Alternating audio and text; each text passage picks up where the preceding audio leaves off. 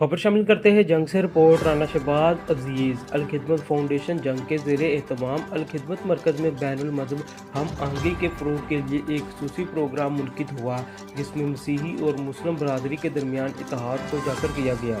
तकरीब के दौरान विंटर पैकेज की तकसीम अमल में आई। इस मौका पर मुख्तलिफ मेहमानों ने शिरकत की, जिनमें फादर चर्च यूसुफ मसीह उमर सरवर, असिस्टेंट कमिश्नर जंग फरीद मगियाना, सरपरस्ती वाला अलखदमत जंग अजहर अब्बास आदल, चेयरमैन अलखदमत जंग और दीगर नुमाया शख्सियात शामिल थी।